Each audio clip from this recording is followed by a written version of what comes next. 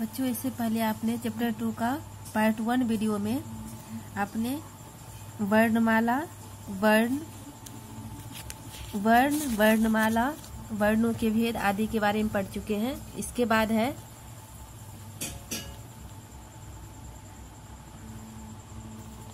बाद है ड के नीचे बिंदु और ढ के नीचे बिंदु वाले वर्ण।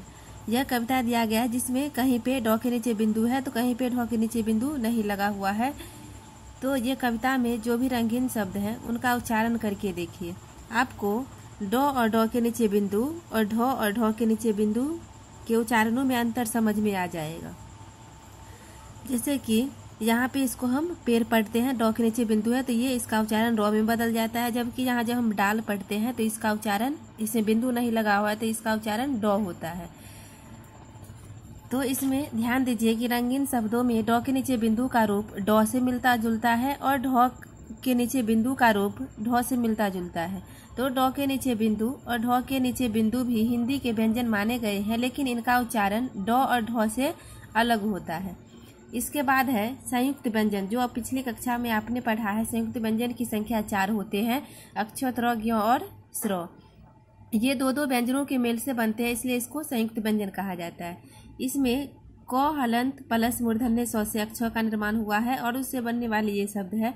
उसी प्रकार त हलंत प्लस छोटी र से त्र का निर्माण हुआ है, ज हलंत प्लस य से ज्ञ बना है और तलाब्य स हलंत प्लस छोटी र से स्र बना। ये सब चारों संयुक्त व्यंजन है और संयुक्त व्यंजन से बनने वाले शब्द इसके आगे दिया गया है। ध्यान दीजिए कि संयुक्त व्यंजन में मेल के बाद व्यंजनों के रूप बदल गए हैं। इसके बाद जो है इसका रूप, जब दोनों का मेल होता है तो इसके बाद इसका रूप बदल जाता है। इसके बाद है संयुक्ताक्षर में कि जब दो व्यंजनों को मिलाकर या सटाकर एक साथ लिखा जाता है तब उनके मेल से संयुक्ताक्षर बनते हैं। उसमें भी दो अक्षर जब सटा करके जब हम लिखते हैं तो उसको संयुक्ताक्षर कहा जाता है। संयुक्ताक्षर में पहला व्यंजन आधा होता है, अर्थात अ के बिना होता है। यानी आधा का मतलब होता है जब हम क में हलंत लगाते हैं तो इसका मतलब अ निकला हुआ, यानी इसमें अ के बिना होता है। इसलिए उच्चारण करते समय संयुक्ताक्षर के व्यंजनों के बीच अ स्वर नहीं आता है। तो इसमें है कि व्यंजनों के मेल से बने कुछ संयुक्ताक्षर इस प्रकार है। यानी यहाँ पे कुछ उदाहरण दिया गया है जिसमें च हलंत प्लस च, ये जो है यहाँ पे व्यंजन दिया गया और व्यंजनों के मेल से बनने वाले च के मेल से बनने वाले शब्द यहाँ पे बच्चा दिया गया है। तो ठीक उसी प्रकार यहाँ पे सभी व्यंजनों के मेल से बनने वाले संयुक्ताक्षर दिया गया है। उसके बाद है स्वरों की मात्राएं। किसी व्यंजन वर्ण का उच्चारण करते समय अ स्वर की सहायता लेनी पड़ती है। जैसे कि हम क का उच्चारण करते हैं तो उसमें हमें अ की ध्वनि सुनाई देती है, यानी अ एक स्वर है और हमें स्वर की सहायता लेनी पड़ती है व्यंजन वर्ण का उच्चारण करने में।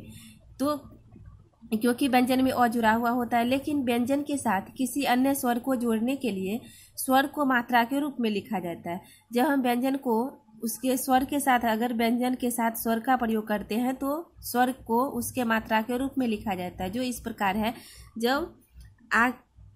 जब किसी व्यंजन के साथ आ जोड़ा जाता है तो उसमें उसका मात्रा का प्रयोग किया जाता है। यानी आ की मात्रा ये हर्ष ई, दीर्घ ई, हर्षु, दीर्घ उ, री, ए, ऐ, ओ और औ, ये सभी शब्द इसमें ये मात्रा के रूप में हम प्रयोग करते हैं और इस सभी मात्राओं से बनने वाले शब्द इस प्रकार हैं।